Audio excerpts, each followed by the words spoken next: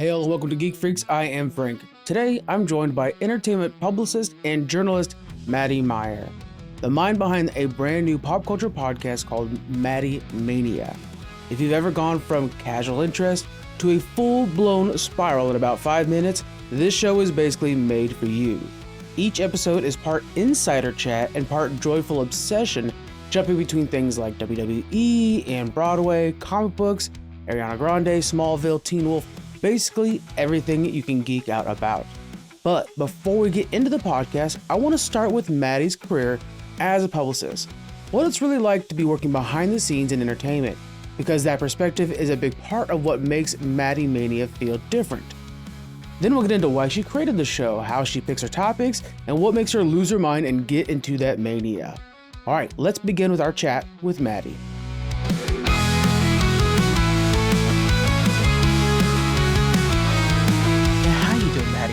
I'm good, Frank. Thanks for having me. Of course.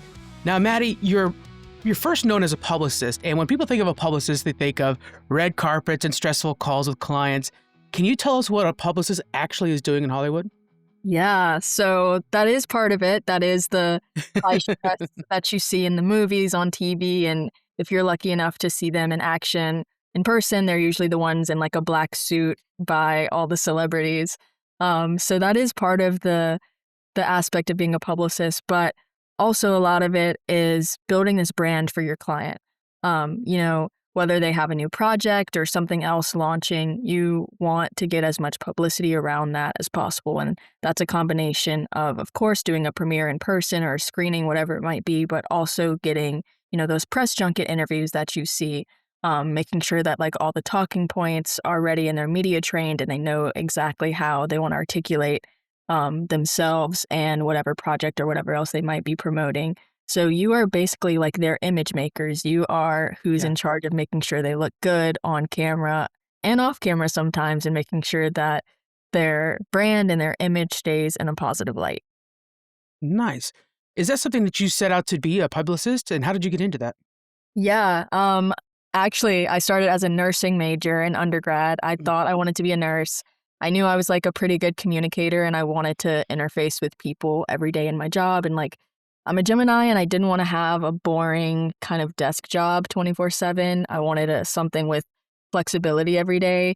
Found out sooner than later that I did not like blood. And so we had to pivot from nursing to something else that I was good at. And at the time I was writing a sports column on like the journalism side of my university. And so I thought about journalism as a route. I thought about broadcast as well, but ultimately public relations was like a mix of best of both worlds. Like I still get to write, I still get to interact with people, being public facing sometimes, but it offered like the most variety and I loved it. Like I immediately felt at home once I switched that major. And then I even got my graduate degree at USC in public relations and advertising. So definitely kind of since the age of 19, at least, that's when I switched. That's when I knew I wanted to be a publicist. Yeah. Now, once you make that change and you start to do the public, what is something that you had learned afterwards that maybe people don't realize beforehand that's a real like behind the curtains move that publicists have to constantly do? Yeah, I mean, you always have to be on edge. I feel like something that you think could be small could become like a major crisis. And like I said, that aspect of like having a different day every day, that's what I love about it. And then sometimes a crisis will come up and even though you like had your set plan for the day, like you have to go here, you have to pitch some clients, whatever it is, every time like some kind of crisis might come up or something more time sensitive, that becomes like the priority. So a lot of time management, and I thought I was good at time management before, but I had to get even better once I became a publicist. So that's probably like the biggest thing I learned. With today's social media becoming such a part of the brand, do you feel like PR and being a publicist is shifting over to also being a social media manager? That's kind of like part of your gig now? Yeah, definitely. Content is everything these days. A lot of quote unquote press is not, your traditional press. It's doing collabs with influencers or content creators. So definitely being able to ride with the times and know that social media is a big part of press plans nowadays. you as a younger publicist, do you have to work with other publicists that may be a little bit older and are still used to like, we got to get them on the radio? So, Thankfully, at my agency, they, even though I have like a few bosses that are older, they understand the times and that PR and yeah. the media landscape is shifting. So they're not too stuck in the we have to be on the radio or we have to be in this magazine, thankfully. Yeah, in this magazine. Oh, goodness. Couldn't tell you when I picked up a paper magazine. You've worked in both the entertainment and sports spaces. What do you feel like are the difference culture-wise when you're trying to pitch clients to there? Yeah, I would say it's actually more similar than you think. Not Okay. exactly the specific journalists you target, because there's always different beats that journalists or creators cover. But the aspect of, I always like to say that sports is entertainment. So there's Hmm. still like that fan culture and that fandom aspect in both the sports and entertainment world where people are tuning in just because they're writing for that team or that project. So definitely think there's some overlap there. Yeah. And then what is it like to have to deal with the fandoms at all? Do you have to deal with that on your side of the business? Uh, And especially with like sports fandoms, I think they can get kind of riley sometimes. so not really, just because of like being more behind the scenes. The biggest kind of like involvement with fandom is whenever I'm kind of doing my research on who I want to reach out to or like invite to an event or whatever it might be, is making sure that person is like genuinely a fan of the product. Yeah. So that's more the aspect. Like I haven't had any bad experiences where fans are like coming for the publicist because so and so didn't do this interview or whatever it is. Yeah. Thankfully, only good experiences and like just kind of either doing invites to them or reaching out and seeing if they'd be open to collabs or interviews, whatever it might be. Yeah. On my side of the publicist relationship, it's a lot of emails. And I'm sure that you are constantly emailing all day long. All day. I think I might get arthritis by the time I'm like 50 because my wrist. I'm sure. I swear. I'm constantly just being like, I don't know, Hugh Jackman, please, to the publicist all day.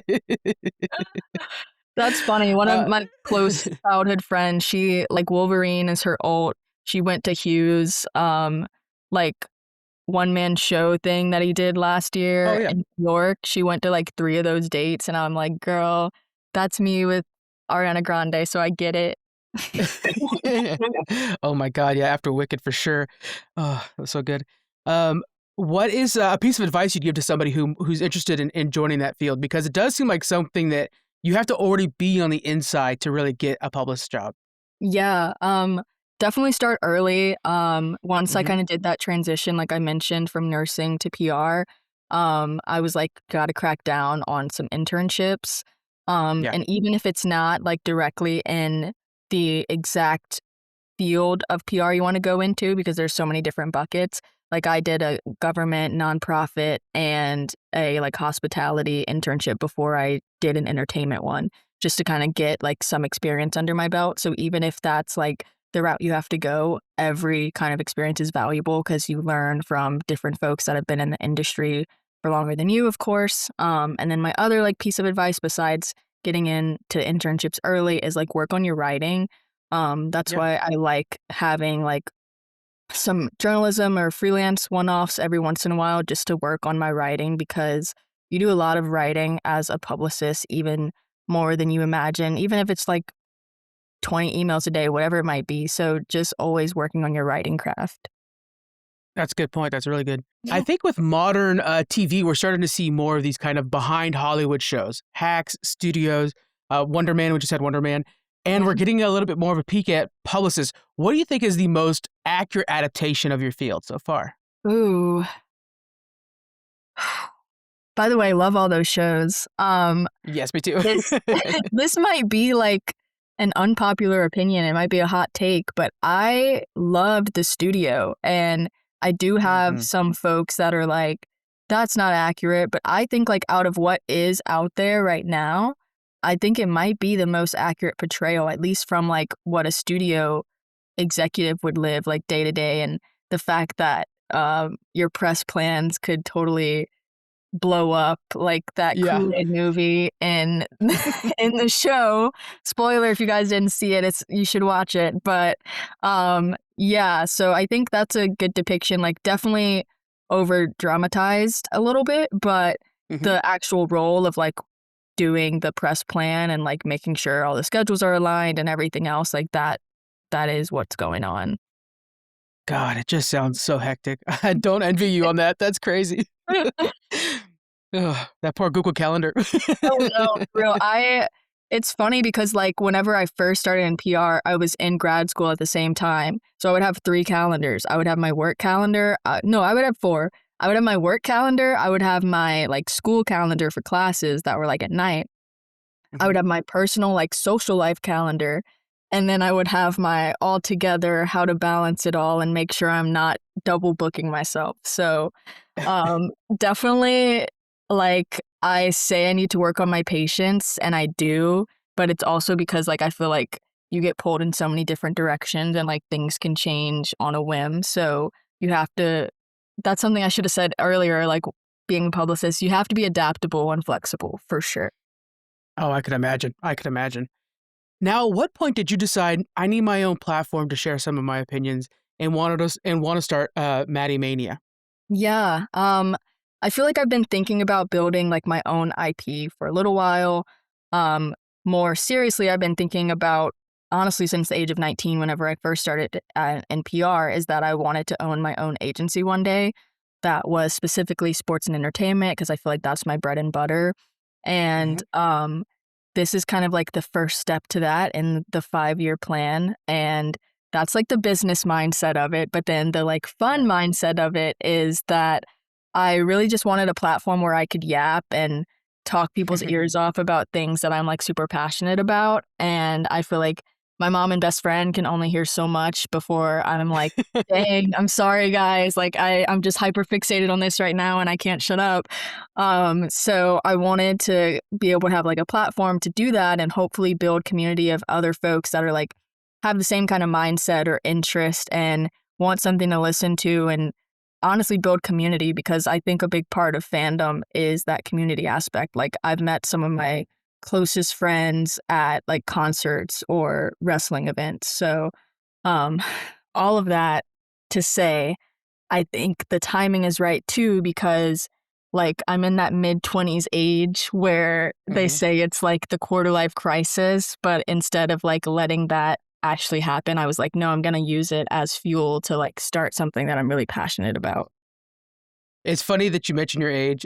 Before we pressed record, we were talking about some of the people you're going to bring on, and you're going to have a writer from Teen Wolf on, and you're like, oh yeah, it's from my childhood. I'm like, oh, I love Teen Wolf, the one I remember from my childhood, the 80s version. And it's like, that's right, there's a younger version too. Yeah. I like whenever that show premiered, I was 11, and then I think it ended when I was 18. So it definitely was my childhood. God. Yeah. Yeah, so I'm thinking Michael J. Fox. I do love him. Back to the Future is one of my favorite movies of all time. Yeah.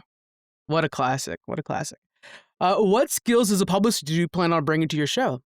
Yeah, definitely the research aspect and industry knowledge of like how to reach out the same way that you would reach out to press wanting to interview your clients is kind of how I've been reaching out to people I want on my podcast.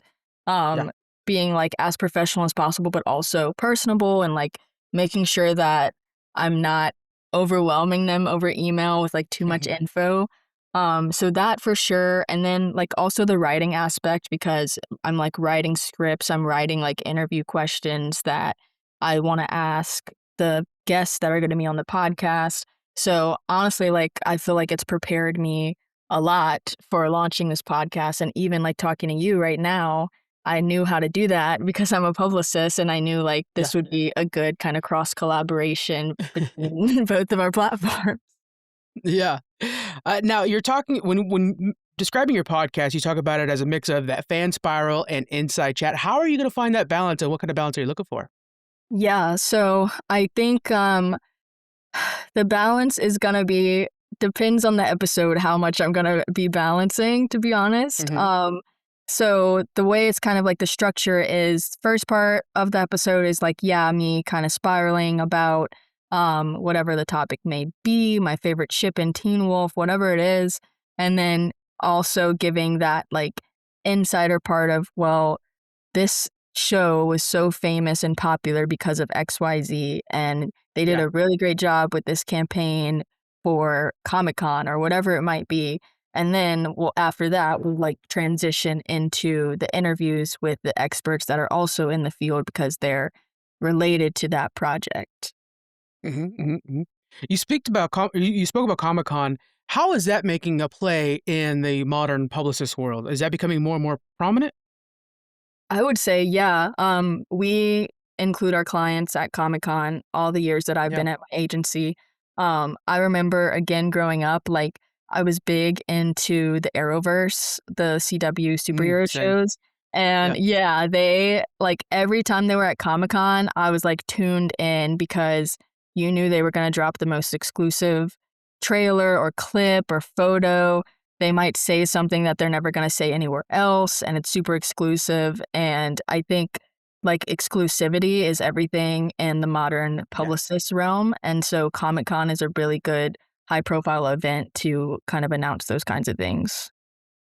Couple things on that. First off, I got to see the entire Flash cast at Fan Expo, which was like a blast because they're all hilarious. Oh, I met Grant after his Broadway debut for Water for Elephants. And I met so good. Candace at this like random New York women's pop sugar fest that like my mom got me tickets to for my 18th birthday. But that's it on my roster, just Candace and Grant. I want the very best for that entire cast. They were just so cool. I just Me really want the very too. best for them. Stephen Amell, though, for our Arrow, he's going to be the new Baywatch lead Rewatch. for the Baywatch. Yes. Yeah. I saw Heck that. yeah. I'm excited for him. Yeah, I've been following his career because after Arrow, his like next most prominent thing was Heels, that wrestling Heels, show. yeah. And I'm sad that got canceled because like again, same way you were like, what's the most like real publicist behind the scenes kind of show? I feel like Heels was the most real kind of wrestling show that we've seen. Oh, good. That wasn't like a documentary style. So Mhm.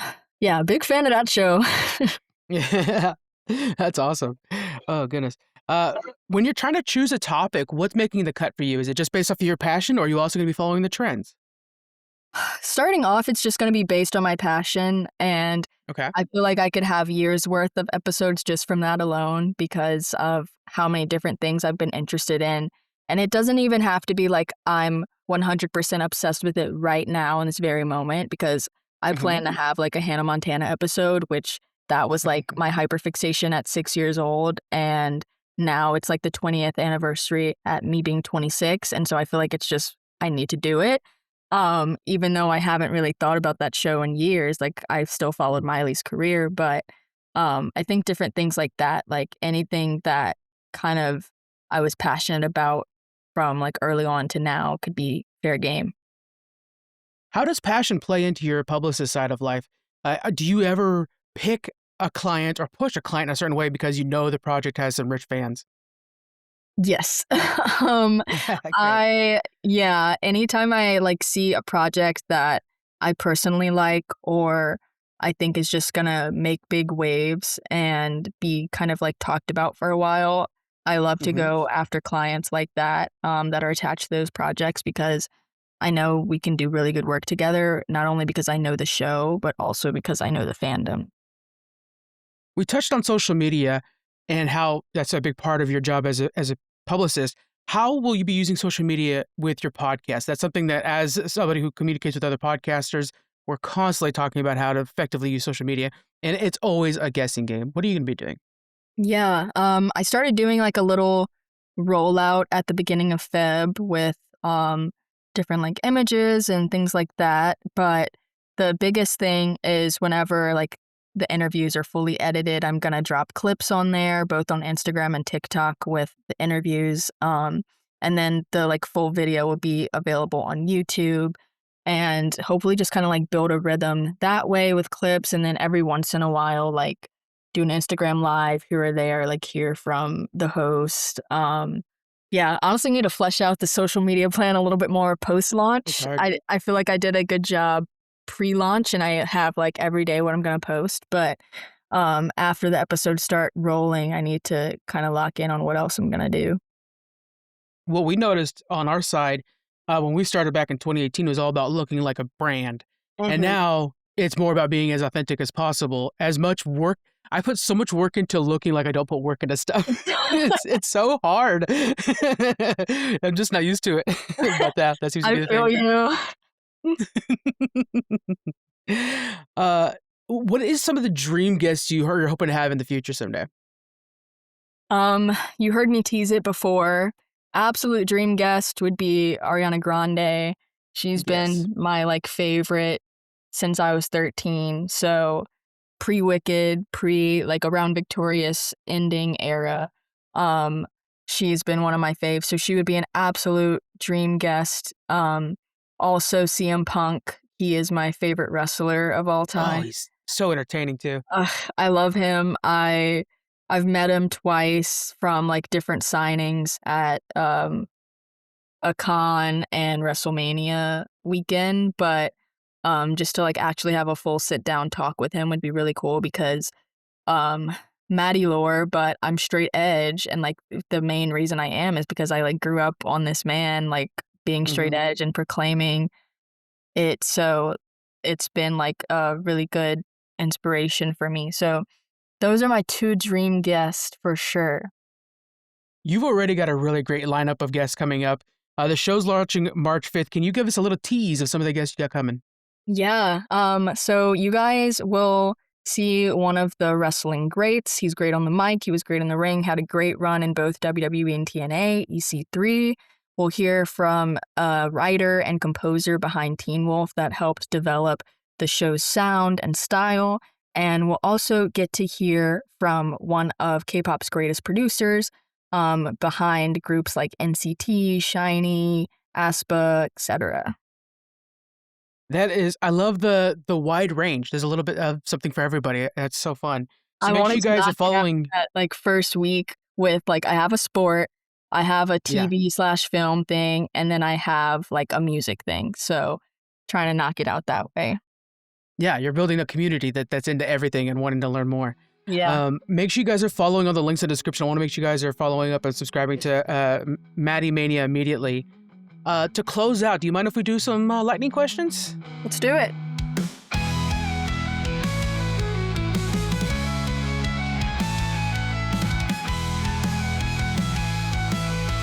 Here we go. A fandom hill you will die on. A fandom hill I will die on. Probably that Blackpink is the biggest girl group in the world. And there's always fights both within K-pop and outside of K-pop that like so-and-so is going to surpass them and whatnot. But like who else has gone and done solo projects for over a year and now they're coming back together as a group and are even more popular? I would love to know. I tell you, if you take K-pop fans and wrestling fans, they're very similar, I think. That's true, actually. A lot of my like mutuals are like dual love both. So yeah. And they're all about the drama that's not on stage. What is your comfort rewatch show? This is kind of off-brand for me because I feel like this is supposed to be rapid fire. I'm sorry I'm giving like the vibes, but one of my friends recommended Gossip Girl to me in high school, and I like refused because I was like, I'm a tomboy and I wouldn't like that show. It's literally called Gossip Girl, whatever. And then I like finally gave it a chance, and that is my absolute comfort show. So much drama. It's funny. Everybody looks good. I feel like even though the style may be out of fashion now, like the drama and tropes from back then are very true, and like Gossip Girl might not be around, but people are still acting like shady like that nowadays. So Gossip Girl is definitely my comfort show, and like I could just watch it in the background, whatever I'm doing. What is that theme song that immediately puts you in a good mood? Ooh, I don't know if you know this. I don't know how far your wrestling lore goes, but there's this guy named Joe Hendry, and he's in WWE now, but before he was in TNA, and he got on the charts from his theme song. It might have been only in the UK, not the US, but the fact that like a wrestler's theme song that wasn't like John Cena's was even trending and like on the charts was insane. And it's basically like, I believe in Joe Hendry. And then, yeah, like that's basically it. But it's so catchy. And now also most recently, another wrestler, his name's Kit Wilson. They did a bit of a rebrand with him because his tag team partner is injured now. And it sounds like a Zara Larsson song, to be honest. It's really catchy. So check out both of those. I tell you, when the Maddy Mania Empire starts, you're going to have to get a spinoff that's just wrestling. I think it's going to do quite well. Well, that was the reasoning behind the name initially is like a lot of people know me for my love for wrestling. So it's like Maddy Mania because WrestleMania, of course. We got to go with that. Of course. Yeah. Last one for you. What's the next topic you were ready to spiral towards? What's the next fandom you want to spiral towards? Ooh, next fandom. I kind of want to like get a little more into baseball. I'm like kind of into it, especially since I moved to LA like 4 years ago. I have gone to more games in person. But I would love to get more into like the fandom side because I feel like I'm more of a casual fan right now.